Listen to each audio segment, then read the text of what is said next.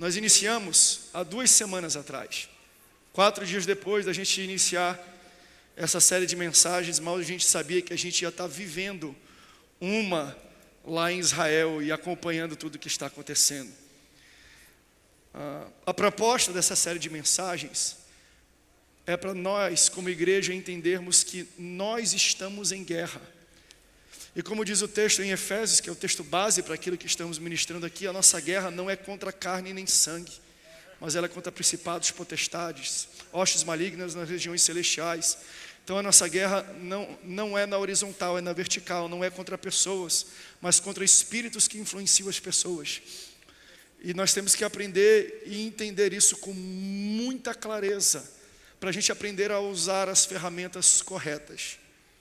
Porque a pior coisa de quem entra numa guerra é, primeiro, desconhecer quem é o seu inimigo.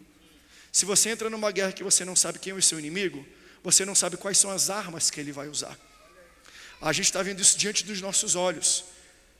Os terroristas do Hamas estão lançando 5.000 mísseis em direção a Jerusalém e a Israel.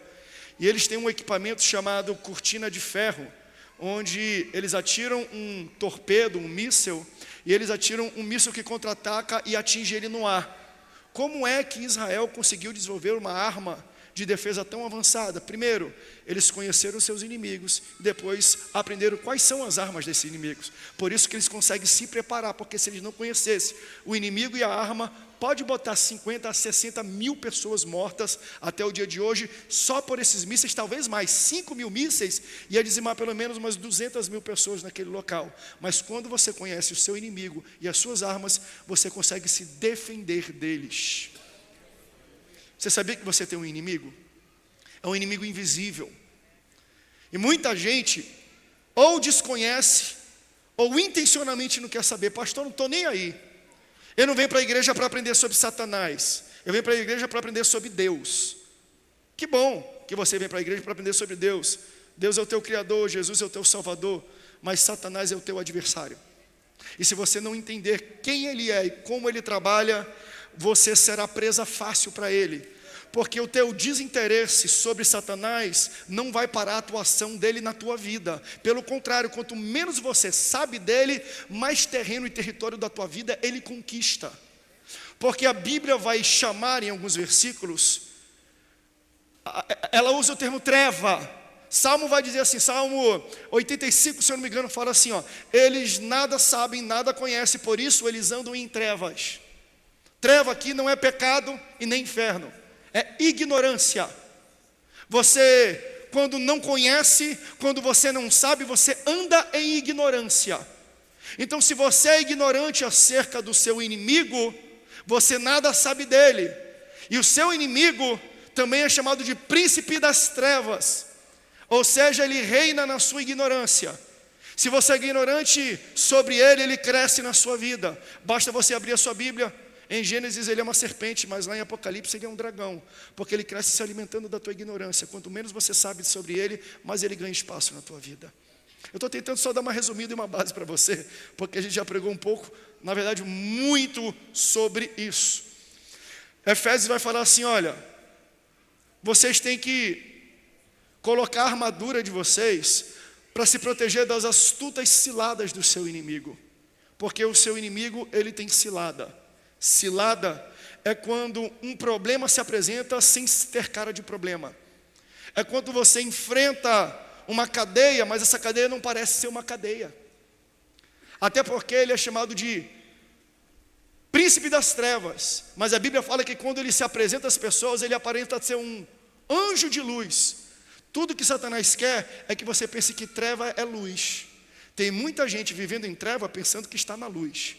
Tem muita gente abrindo igreja com cara de luz, mas aquilo é treva.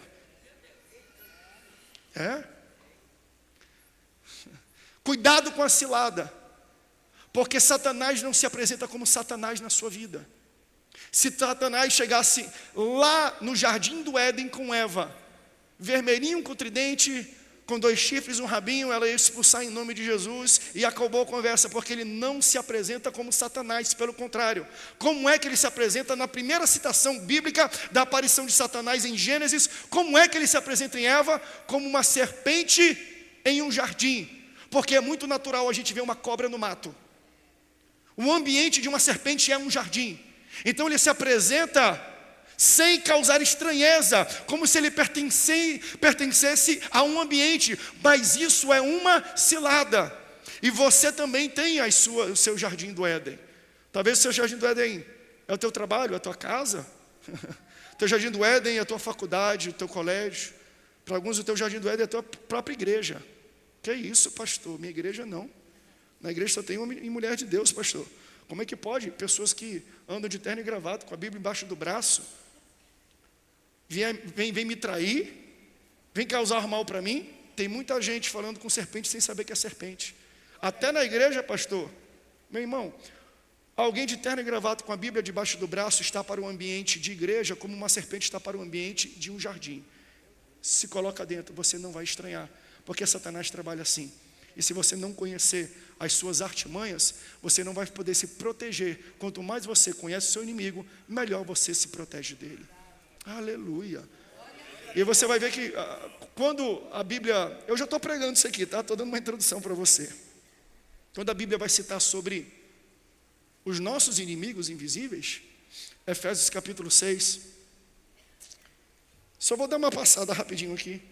Versículo 11, revestivos de toda a armadura, para que poderes ficar firmes contra as ciladas do diabo, porque a nossa luta não é contra carne ou sangue, e sim contra principados, contra potestades, contra dominadores deste mundo tenebroso, contra as forças espirituais do mal nas regiões celestiais.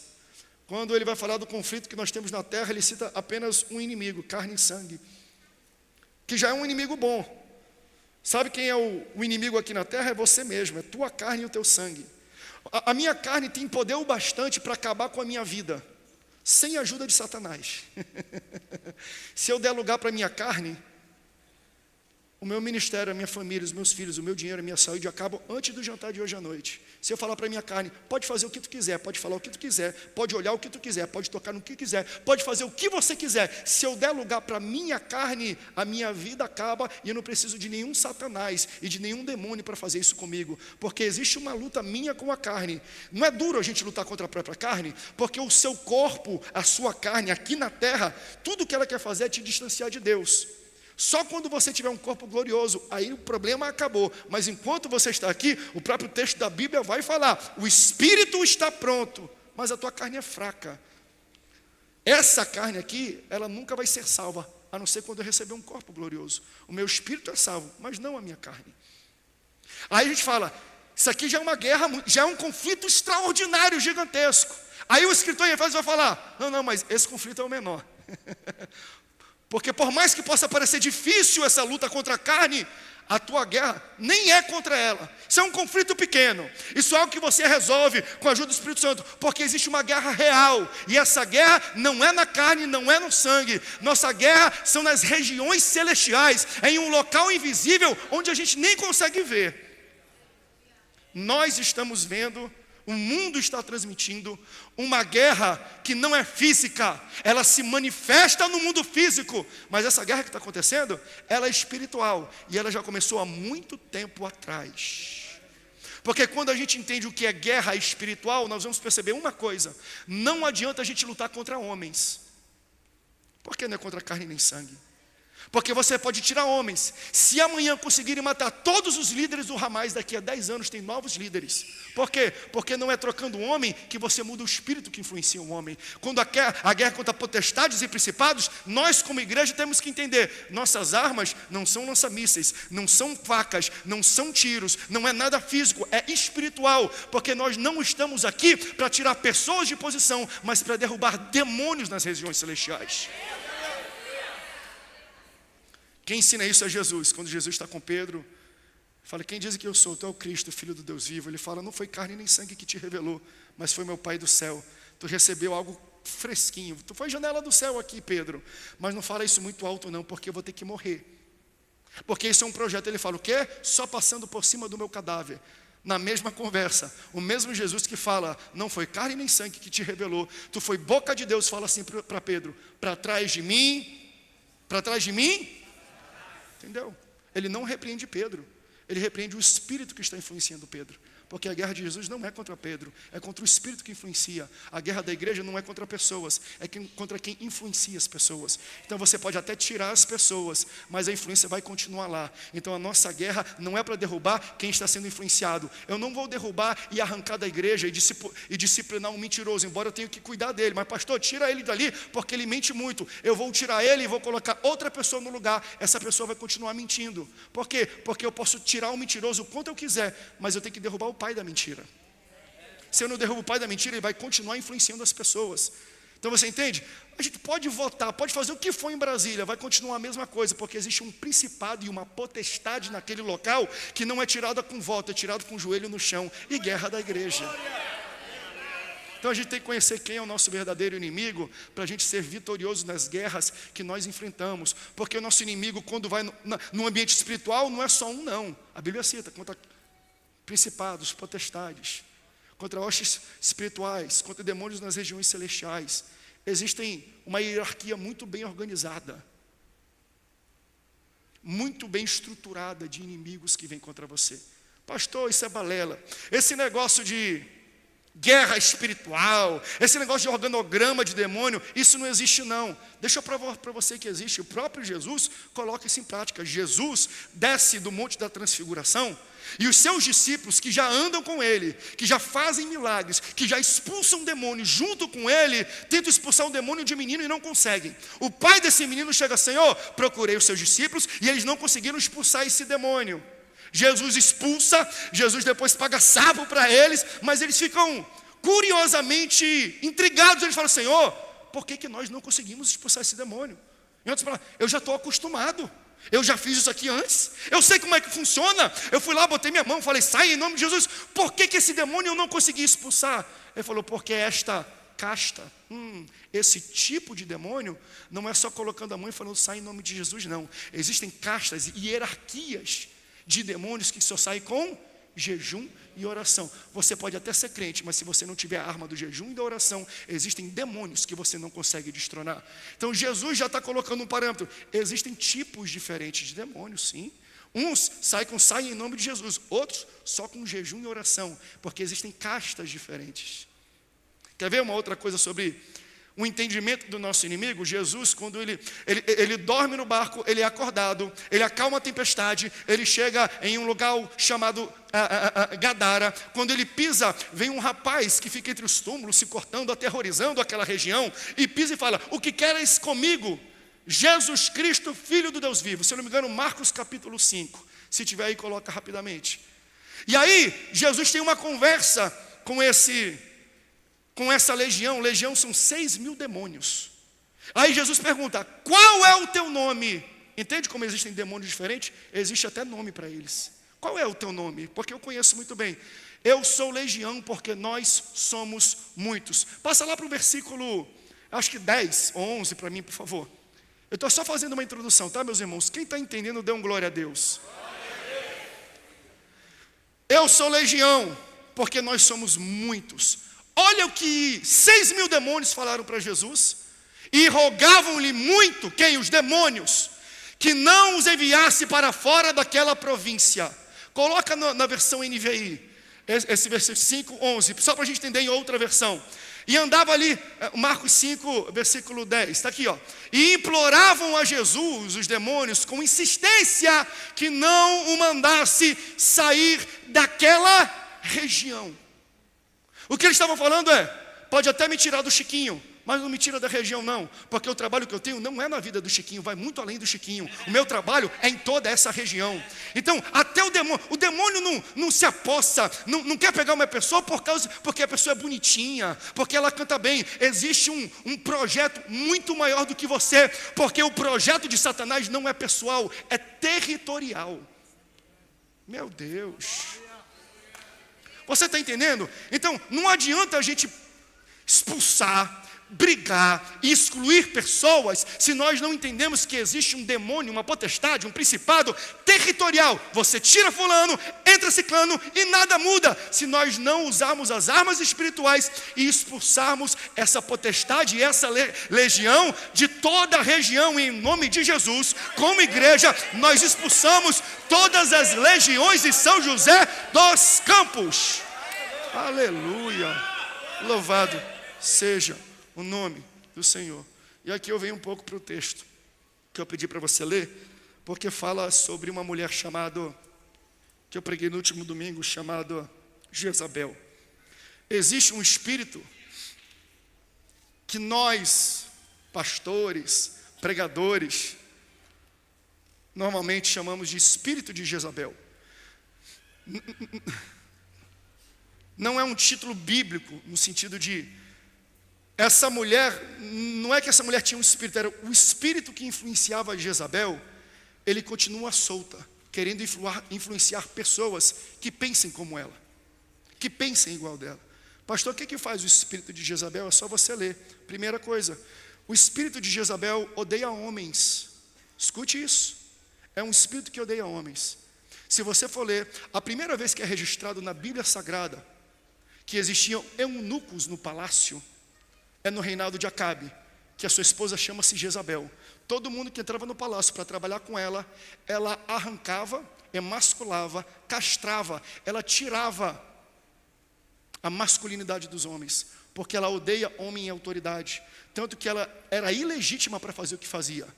Quem mandava era o seu esposo, mas através da manipulação, ela conseguia fazer a sua vontade ser exercida, mesmo não tendo legitimidade para isso. Ela usurpava o poder e a autoridade dos homens, tirava a masculinidade dos homens, porque é um espírito que odeia homem. É um espírito que odeia homem, mas também é um espírito que tem como meta e trabalho derrubar líderes. Foi o que ela tentou fazer com Elias. Elias, e eu vou contar o fato que levou a tudo isso que eu estou resumindo para você. Elias estava no ápice da sua carreira profética. Ele tinha acabado de fazer cair fogo do céu para consumir o altar. Eu estou falando de alguém que ressuscitou morto, que abriu água, que fez parar a chuva, que fez voltar a chuva através de uma nuvem do tamanho da mão de um homem, e que fez um holocausto e fogo caiu do céu. Depois matou 850 profetas da idolatria. Após isso, Jezabel falou: eu vou fazer com você, Elias, tudo isso que tu fez com os profetas. Quando ele estava no ápice, no topo do seu ministério, ela lançou uma palavra. Ele foge com medo da ameaça, vai para baixo de um pé de zimbro e pede a morte, porque o espírito de Jezabel odeia liderança. E não é liderança quando está começando. Esse espírito gosta de liderança quando está no topo e no ápice, porque quando derruba no ápice, faz um escândalo muito grande. Ela espera, pode deixar crescer, pode ter notoriedade, pode ter relevância. É quando está no topo que eu vou começar a lançar palavras para te derrubar lá de cima, porque tudo que ela quer é causar um grande estardalhaço e um grande escândalo para que o nome do Senhor e o Evangelho caia em descrédito. E eu vou falar para você, todos nós, líderes, se não fomos ainda, se você ainda não foi, você vai ser assolado por esse espírito. Não vou dizer que você vai ser possesso por ele, mas ele vai tentar te atingir. Quantas vezes eu já não me vi debaixo de um pé de zimbro? Eu lembro uma vez, eu contei aqui para a igreja, quando deu aquela catástrofe no centro de convenções, dia 29 de dezembro de 2021, se eu não me engano, perto do culto da virada, destelhou toda a igreja, desabou a parte da frente, e aí que nós viemos para cá. Eu lembro que lá pelo dia 12 de janeiro, dia 9 de janeiro, seria a primeira Santa Ceia local, lá no centro de convenções. E aí eu vinha dirigindo, só que estava fechado, nós estávamos cultuando aqui. Ao invés de subir para pegar um anel viário e vir para cá, eu dobrei naquela curvinha ali. E o meu costume era no dia de Santa Ceia, quando eu dobrava naquela curvinha que tem um posto que subia aqui, eu já via um monte de carro estacionado, falava: opa, hoje o culto vai ser cheio, hoje o culto vai ser maravilhoso. Quando eu dobrei naquele dia, não tinha uma viva alma e estava tudo destruído. O espírito de Jezabel lançou uma palavra contra o meu coração. A minha vontade era de entrar naquela Dutra, pisar no acelerador e fugir para mais longe que eu podia. Sabe por quê? Porque o espírito de Jezabel faz profeta fugir. O espírito de Jezabel faz profeta querer desistir. E não é quando está num ponto fraco, não. É quando está no auge. Nós estávamos vivendo o melhor tempo da igreja local. E mesmo vivendo o melhor momento da igreja local, eu queria sumir. Eu lembro que Deus levantou um profeta lá no Rio de Janeiro, quando eu fui para o culto lá, porque às vezes eu estava dentro do carro e eu começava a chorar, e ele falou assim: ei, Deus manda te dizer que ele está te vendo dentro do carro, com a mão no volante, chorando, mas fica tranquilo, que o Deus que te colocou lá é o Deus que vai te suprir e te sustentar, porque quando nós ouvimos e somos assolados pelo espírito de Jezabel, a gente precisa de alguém que dê voz para o Espírito Santo, um Pedro que fala: ei, não foi a carne que revelou, mas veio direto do céu. Talvez Deus me trouxe essa noite para falar para líderes e pessoas aqui: meu irmão, minha irmã, não desista, continue, não fique abatido, porque Deus está contigo. Se levanta desse pé de zimbro, porque Ele tem muita coisa a fazer na tua vida. Aleluia. Tanto é verdade que Jezabel falou: em 24 horas tu vai morrer. Até hoje Elias não morreu, porque se você ler o texto, ele está mandando com Eliseu ver uma carruagem de fogo no meio de um tornado, no meio de uma ventania, e Deus o tomou para si. Quando Satanás disse vai morrer, Deus fala: não vai morrer, porque ele está vivo até hoje. Elias nunca experimentou a morte. Ei, a voz que tem mais peso na tua vida é a voz de Deus. Quantos podem dar glória a Deus por isso? 1 Reis 18, versículo 1: e sucedeu que depois de muitos dias a palavra do Senhor veio a Elias no 3º ano, dizendo: vai, apresenta-te a Acabe, porque darei chuva sobre a terra. E foi Elias apresentar-se a Acabe, e a fome era extrema em Samaria. Acabe chamou a Obadias, mordomo, e Obadias temia muito ao Senhor. Pula para o versículo 5. Disse Acabe a Obadias: vai pela terra de todas as fontes de água e todos os rios, pode ser que achemos erva, para que em vida conservemos os cavalos e mulas e não percamos todos os animais, porque muitos já haviam morrido. Repartiram entre si a terra e percorreram. Acabe foi à parte em um caminho, e Obadias também foi sozinho por outro caminho. Isso aqui é no auge da seca. Versículo 41 do mesmo capítulo 18. Então, e aí depois Acabe vai procurando, Obadias vai procurando por outro canto, e Deus manda o profeta Elias encontrar ao rei Acabe enquanto ele está procurando fonte de água. Versículo 41 descreve esse encontro. Então disse Elias a Acabe: sobe, come e bebe, porque há ruído de uma abundante chuva. Acabe subiu a comer e a beber, mas Elias subiu ao cume do Carmelo, se inclinou por terra, pôs o seu rosto entre os joelhos. Para imaginar isso. Pôs o rosto entre os joelhos e disse ao servo: sobe agora, olha para o lado do mar. Subiu e olhou e disse: não há nada. Então disse ele: volta lá 7 vezes. Sucedeu que a 7ª vez disse: eis que uma pequena nuvem, como a mão de um homem subindo do mar. Então disse ele: sobe e dize a Acabe: aparelha o teu carro e desce, para que a chuva não te impeça.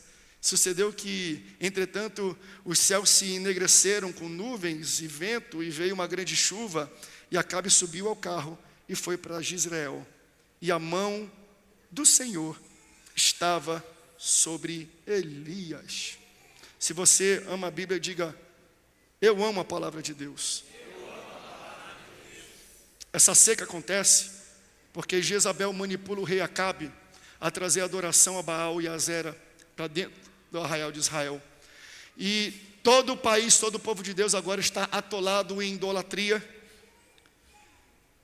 E quanto mais o povo se afunda na idolatria, mais Deus procura pessoas que pode usar.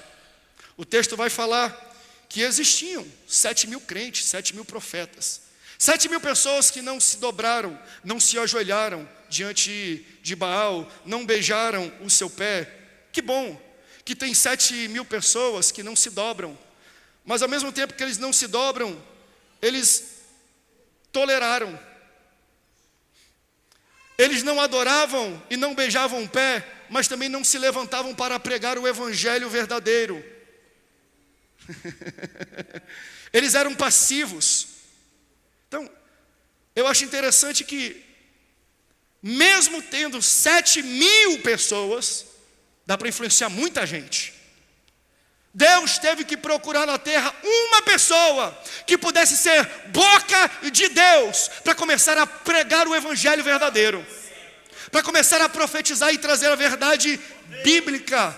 Deus viu a necessidade de levantar uma pessoa, não apenas para influenciar toda a nação, mas também para influenciar os 7.000 crentes que não tinham iniciativa, que estavam conformados, talvez eram até frouxos. Não adianta ter muito número, se Deus não consegue encontrar nesse número uma pessoa que se levante e fala: está errado, Deus vai mandar juízo. Aí ele encontra um homem chamado Elias, que no hebraico significa só o Senhor é Deus. Aleluia! Porque em tempos onde todo mundo está adorando qualquer pessoa, em tempo onde tem gente beijando estátua, em tempo que tem gente se dobrando diante de estátua, Deus está procurando alguém para se levantar e pregar na igreja, na praça, na internet, que só o Senhor é Deus. Aleluia! Aí Elias decreta uma profecia de Deus e fala: por causa da obediência, por causa da idolatria, não vai cair um pingo de chuva na terra de Israel. Aleluia. Mas sabe o que é interessante? Que depois dele profetizar, o próprio profeta teve que buscar guarida, local, refúgio, para poder comer e beber. Deus o leva a um local que ainda tem água, e Deus provê alimento através de bico de animal, porque até o profeta sofre as consequências da sua profecia. Você entende isso? Veja, um profeta, ele se torna vítima daquilo que sai da sua boca, porque as decisões de um profeta não são baseadas no seu bem-estar, mas na obediência de Deus. Ele vai, Deus provê alimento, Deus provê água, mas daqui a pouco a seca é tanta que até isso acaba. Aí Deus o leva até a casa de uma viúva que não tem quase nada, ela só tem provisão para fazer um bolinho, para fazer uma bolachinha, um cookie. E ela vai falar assim: eu vou fazer isso, eu vou comer e eu vou morrer. Ele pede, ela provê esse alimento para o profeta abençoa e ela recebe um milagre na casa dela. Se ela tivesse viva até hoje, ia ter azeite na botija, ia ter farinha na panela. Mas você entende? Eles estão vivendo um cenário de caos total. Não tem mais nada. Tanto que o próprio rei Acabe, ele está tão desesperado que ele e o seu assessor pessoal, o seu mordomo, os dois saem percorrendo aquela terra atrás de alguma fonte de água, porque já estava tudo morrendo. Então Acabe, ele ainda não entende que aquela seca não é uma seca natural. Então ele tenta encontrar provisão buscando coisa aqui na terra. É quando Elias se encontra com ele. Enquanto Elias tem um encontro com o rei Acabe está procurando solução na terra. Aí Elias fala: volta para o teu palácio. Por quê? Porque enquanto você encontra a solução na terra, Deus já está mandando solução do céu. Aleluia. Deus vai mandar chuva. E aí é interessante que quando ele olha para Elias, ele fala: és tu, perturbador de Israel? Aí ele responde: Deus mandou resposta. Qual foi a resposta que Deus disse para ele? Vai chover, vai cair água. Aí ele chega em Acabe e fala assim: olha, Deus já deu resposta, faz o seguinte, reúne todos aqueles profetas que afundaram Israel na idolatria. Reúne os 400 de Baal, os 450 de Azera, num local que nós vamos fazer um duelo, um teste para ver quem é o verdadeiro Deus. Porque o verdadeiro Deus vai fazer cair fogo do céu. Deus não disse que ia cair fogo, gente. Deus disse que ia cair água. Você acha que a tua necessidade é água, né? Aí Deus está falando: não, eu vou te dar água, mas antes de água, a tua real necessidade é fogo. Tem gente que veio essa noite aqui com uma petição, com um desejo: pastor, eu estou passando uma necessidade, pastor, eu estou precisando de dinheiro. Deus sabe que tu precisa, mas antes de dinheiro, sabe o que tu mais precisa do que dinheiro? Tu precisa de fogo. Tem gente que veio com o coração turbulento essa noite e falou: eu quero algum tipo de bálsamo para a minha vida, que eu estou sem paz, eu estou inquieto, e Deus sabe que você está inquieto, mas antes de Deus acalmar essa inquietude, sabe o que Deus manda dizer para você? Você está precisando de fogo. Fogo que a gente precisa. Deus sabe que nós temos outras necessidades, sim, mas a maior necessidade da igreja hoje, sabe qual é?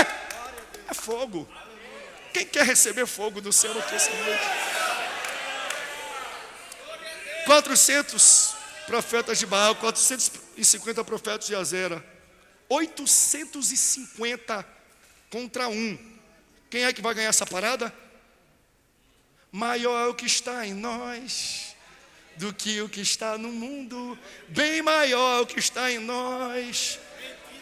Pastor, eu estou sozinho, Deus está contigo? Tá, você e Deus já são maioria. Eu não sei o tamanho da guerra que você está enfrentando, mas se Deus está contigo, você e Deus são maioria. Aí ele fala, tá aqui, ó, vamos lá, vamos fazer. Se vocês fizerem cair fogo do céu, o Deus Baal, o Deus de vocês, D minúsculo, ele é o Deus vivo. Aí eles começam a fazer os rituais deles, e começam a pular, e começam a cantar, e começam a sapatear, e começam a rodopiar. Quem via de longe esse troço até pensava que era um culto pentecostal, hein? Se o cara está longe vendo esses caras aqui pulando, fala, rapaz, tem uma vigília acontecendo, olha o fogo caindo, está rodopiando, estão gritando, estão fazendo. Só que se você se aproximasse, você ia perceber, não, isso aqui não é culto pentecostal não. Por quê? Porque não tem fogo. Aleluia. Sabe o que identifica um real culto pentecostal? Não é quando tu pula, não é quando tu rodopeia, não é quando tu toca pandeiro.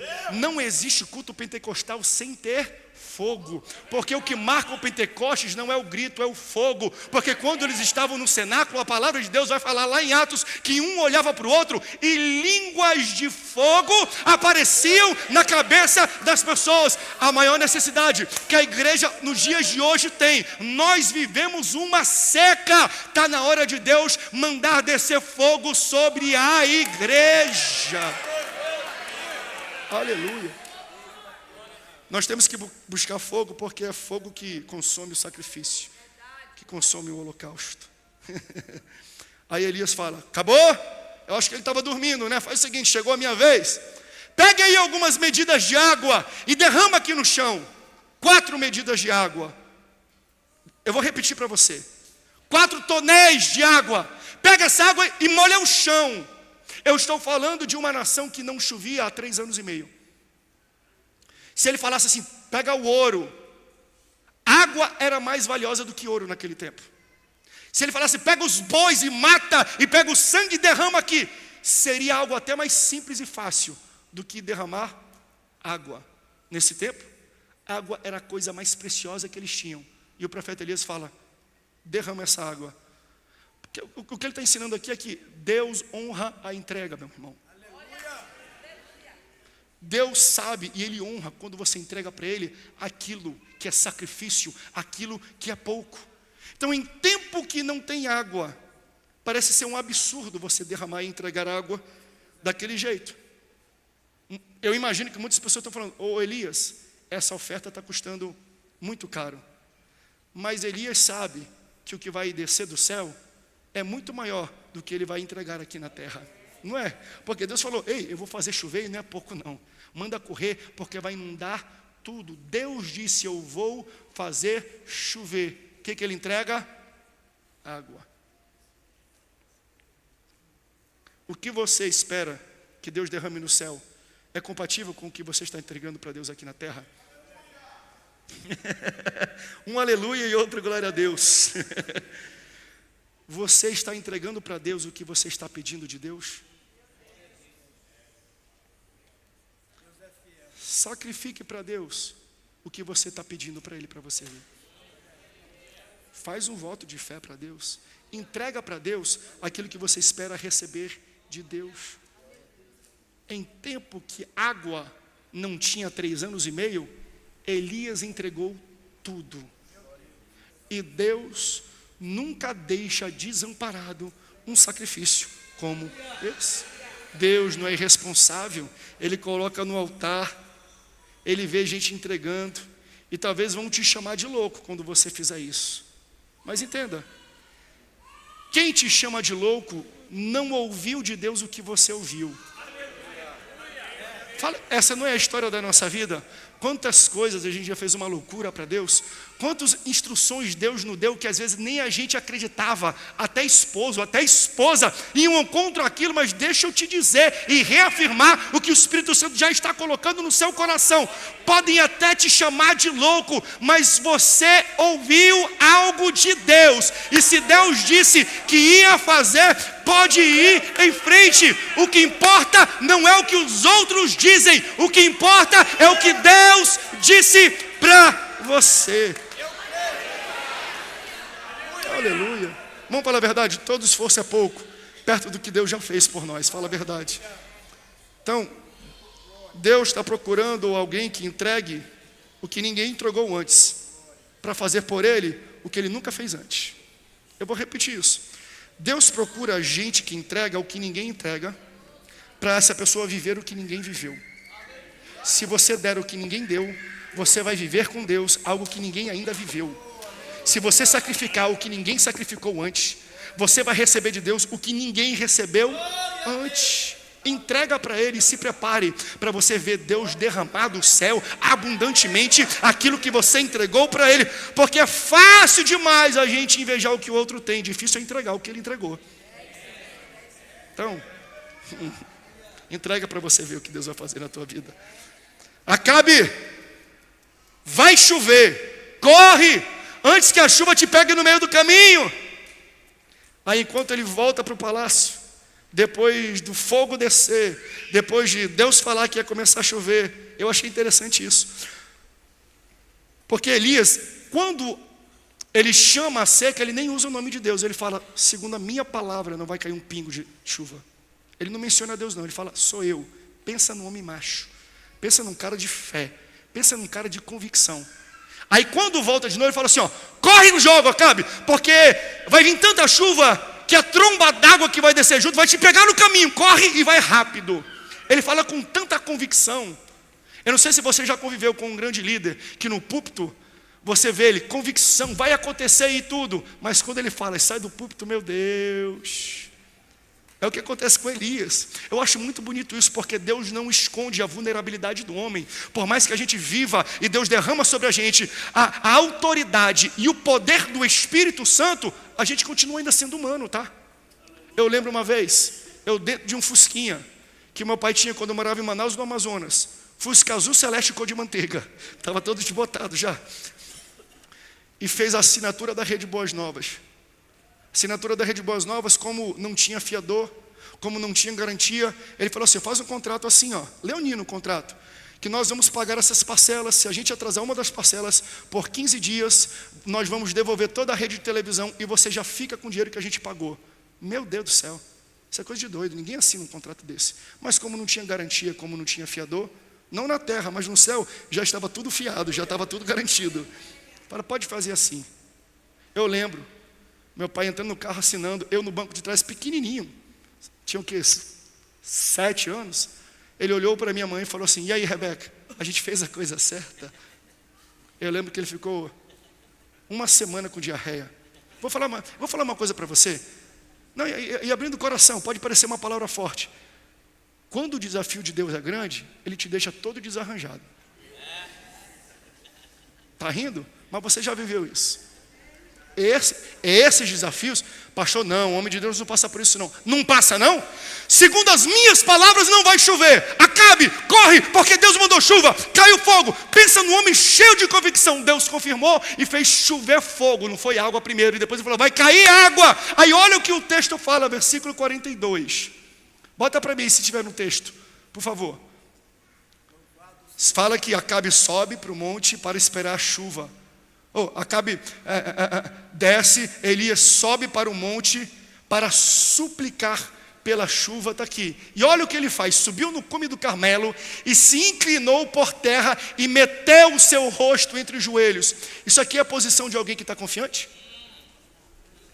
Posição fetal. Quando a gente está com dor de barriga, quando a gente está doente, quando a gente está com febre, o que a gente vai? A gente vai para a cama, debaixo do edredom. E eu vou ter que fazer isso aqui, eu não sei se eu consigo botar, eu não sou contorcionista para botar minha cabeça debaixo do meu pé. Mas o que ele fez foi, ele ficou tão exaurido, tanto com medo, que ele entrou em uma posição fetal e colocou a cabeça dentro das pernas.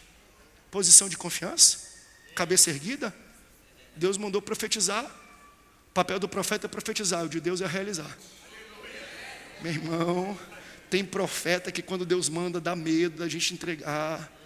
Mas eu vou entregar tudo que Deus me colocou para entregar aqui nessa noite. Ou você acha que tudo que eu falo aqui eu saio com uma convicção? Tem coisas que eu saio daqui, o pastor Amaral convive muito comigo. O pessoal dali falei, pastor Amaral, será que é isso mesmo, pastor Amaral? Nós estamos tendo uma conversa nesses dias, ore por nós pela igreja, porque nós estamos tomando algumas decisões contra algumas igrejas, nós falamos, vamos segurar, vamos manter alguma coisa, mas dá um friozinho na barriga. Ele coloca a cabeça entre as pernas. E sabe o que é engraçado? É que Deus fala assim, ó, vai chover. Só que Deus fala que vai chover no versículo 1. Quando chega no versículo 42, o céu ainda está azulzinho. 41 versículos, 41 ciclos, 41 estações. Será que a gente aguenta e tem fé para sobreviver essa temporada? Entre a profecia e a concretização? Porque ele ouve um barulho de chuva, mas ele olha para o céu e o céu continua azul. Porque terão horas que você vai ter que escolher. Ou você vai acreditar naquilo que você ouviu de Deus, ou você vai acreditar naquilo que os seus olhos estão vendo. Porque eu sempre falo isso. O antônimo, o contrário de fé, não é descrença ou incredulidade. O contrário de fé é visão. Porque Deus diz uma coisa, mas você vê outra. E a minha pergunta é, você vai acreditar naquilo que você vê ou naquilo que você ouviu? E o que eu acho tão bonito é que ele se mete dentro de meio que uma caverna. E ele chega com o seu servo e fala assim, ó, sobe lá e vê e me diz se tem nuvem. Porque se o contrário da fé é a visão, eu não quero nem ver. Eu vou colocar a minha cabeça entre as minhas pernas, eu vou fechar o meu olho e vai me dizendo, eu não quero nem ver. Sobe, nada. Sobe, nada. Sobe, nada. Sobe, nada. Eu estou falando de pessoas que estão vivendo essa fase agora. Tem gente passando por essa fase agora. Você não quer nem ver, não quer nem saber, mas você está crendo e pisando firmemente naquilo que Deus te prometeu, mas você ainda não conseguiu ver aquilo que Deus te prometeu. Eu vim aqui como profeta de Deus para a tua vida, para injetar fé e dizer, vai chover na tua vida, hein? Aguenta firme, vai chover. Existem estações, mas vai chover. Se Deus disse que vai chover, Ele não precisa de cenário favorável. Mas pastor, não choveu ainda, eu estou nesse princípio aqui, do desespero. Eu vou voltar hoje, vou entrar em posição fetal, como fez Elias. Aí ele sobe no monte e começa a orar. E ele não vê nenhuma mudança. Ele reclama, e aqui é um segredo, não. Porque quando a gente não vê o que Deus disse, a gente não tem que murmurar, a gente tem que continuar orando e acreditando. A Bíblia fala, ele continua lá orando. De tempos em tempos ele fala, sobe lá e me diz, tem alguma coisa? E ele, não quero nem ver, sobe lá, tem alguma coisa? Não. Na 7ª vez, sobe lá, aleluia. Vai chegar a 7ª vez, meu irmão. Ei, minha irmã, que deu aleluia. Está chegando essa hora na tua vida. Porque na 7ª vez, o ajudante sobe e ele fala, eu estou vendo. Está vendo o quê? Eu estou vendo uma pequena nuvem do tamanho da mão de um homem. Aleluia em partes, hein? Existem 2 adjetivos ou descrições aqui que me deixam alegre, mas me deixam felizes e aflitos. Porque estou vendo, glória a Deus, mas é uma pequena. E é do tamanho da mão de uma mão de um homem. Não é só pequena não, eu vou te falar o tamanho da pequenez. É do tamanho da mão de um homem. O que ele está falando também às vezes é, Elias, que você está esperando é muito grande, perto do que eu estou vendo. Porque você falou que houve um barulho de uma abundante chuva, mas a nuvem é pequena, do tamanho da mão de um homem. Pode tocar bem baixinho o teclado aí? Quando ele ouviu isso, sabe o que ele falou? Acabe, corre. Aleluia. É pequeno. Corre, por quê? Aprenda isso. O teu Deus é um Deus de sinais. Antes de fazer algo grande, Ele faz algo pequeno, só para te sinalizar. Ei, o grosso está chegando depois. O forte está chegando depois. O pesado está chegando depois. O volume está chegando depois. Pode correr. Se você veio hoje aqui, teve gente que entrou aqui, meu espírito agora me confirma isso, que veio atrás de um sinal de Deus. Entenda isso como o seu sinal. Pastor, Senhor, só vou acreditar quando entrar naquela igreja e o pastor falar, isso aqui é um sinal de Deus para a tua vida. Isso aqui é um sinal de Deus para a sua vida. Isso aqui é uma sinalização de Deus daquilo que você ora e está esperando. Mas eu esperava algo grande, mas Deus trabalha com sinais. Ele primeiro sinaliza para manter a tua fé, mas quando Ele te sinalizar, pode começar a comemorar. Corre, por quê? Porque vai alagar. Corre, porque vai acontecer. Aí eu quero que você dê um glória a Deus, entenda isso. Tá pequeno, tá, mas Deus não vive na fase das pequenas coisas para sempre. Aleluia. Posso profetizar? A fase do inha, pequenininho, dinheirinho, paizinha, prosperidadezinha, harmoniazinha, o tempo do inho e da inha vai se acabar na tua vida. Deus está transicionando nessa noite você da fase do inha para o ão. Não é paizinha, é paizão. Não é prosperidadezinha, é prosperadização. Tudo que Deus vai fazer, Ele começa às vezes com uma sinalização pequenininha, mas depois do pequenininho vem grandão. É um barulho de uma chuvinha? Não, é de um chuvão. Deus vai transicionar coisas nesta noite. Essa é noite da gente viver coisas novas. Deus está introduzindo a igreja nessa noite para ver, para sonhar, para vislumbrar grandes coisas. Por quê? Porque o que era nuvenzinha vai se tornar um chuvão. Deus está crescendo gente nessa noite. Você pode ficar de pé? Deus está mudando fase de gente essa noite. Deus está transicionando pessoas essa noite. Deus está abrindo os teus olhos da fé esta noite. Aleluia. Mas entenda, para mim o versículo final que nós lemos, ele é o mais importante de todos. Porque nós damos glória a Deus, aleluia, quando a gente recebe palavras de crescimento, né? Palavras de conquista, palavras de expansão, palavras de frutificação. É tão bom a gente dar glória a Deus por isso. Mas olha o que o texto vai falar no último versículo que nós lemos, 1 aos Reis 18, versículo 45. E sucedeu que, entretanto, os céus se enegreceram com nuvens e vento, veio uma grande chuva. Da onde? De uma pequena nuvem, porque Deus faz assim. Ele começa com sinal, mas depois ele cresce. Acabe subiu ao carro, foi para Jezreel, versículo 46. E a mão do Senhor estava sobre Elias. Como é que ele consegue grande feito? Porque a mão do Senhor estava sobre ele. Pastor, tem muita gente que tem muito e não serve a Deus. Tem muita gente, tem muita paz, harmonia, talvez muito dinheiro, muitas conquistas e não serve a Deus. Eu vou falar para você, de que adianta fazer chover se a mão de Deus não está sobre a minha vida?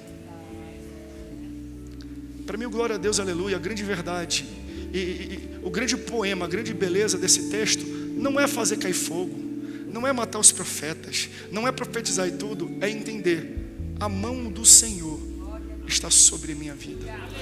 Aleluia. Posso falar isso? A mão do Senhor está sobre a vida. A mão do Senhor está sobre a tua vida, sobre a tua casa, sobre a tua família, sobre os teus, sobre o teu trabalho, sobre os teus desejos, sobre os teus desígnios. Se a mão dele está sobre, porque assim, se a mão dele não está sobre mim, é até perigoso. Se eu não tenho a mão de Deus sobre mim, é até perigoso de eu afogar na água. Porque muita gente desmorona Não na seca, mas na abundância. Quem lembra de uma ministração que eu falei aqui? Que o peso da glória é muito mais pesado do que o peso da tribulação. Porque essa leve e momentânea tribulação causará em mim um eterno peso de glória. Tem dois pesos, a da tribulação e da glória. Qual é o peso da tribulação? Leve e momentâneo. E da glória? Pesado e eterno. O que mata muito crente, o que tira a fé, o que derruba muito pastor, não é tribulação, é glória. Porque a glória é muito mais pesada do que a tribulação. Basta você ver, não é só pastor não, na rua. Michael Jackson cantava muito com a família Jackson 5, mas tinha que ficar batendo na infância, nas portas para cantar nas discotecas, nos bares, nos locais de música. Enquanto eles cantavam para conseguir o dinheiro para o almoço, estava tudo tranquilo. O que aconteceu com a vida dele? O que destruiu a vida dele? Não foi quando ele estava atrás de dinheiro para comer e almoçar. Foi quando ele se tornou o rei do pop. Por quê? Porque a glória foi muito pesada e a estrutura dele não estava preparada para o tamanho da glória. Whitney Houston, aquela mulher cresceu na igreja, menina de coral, solista do coral principal. Enquanto estava lá simples, tranquila, vivia, estava na presença do Senhor, a família toda linda, toda harmoniosa. Depois que veio a glória e veio a fama, separou da família, acabou com o casamento e ela se matou de tanto se drogar. Por quê? Porque a glória é muito mais pesada do que a tribulação. Não adianta eu viver em glória, eu fazer chover, se a mão do Senhor não está sobre a minha vida.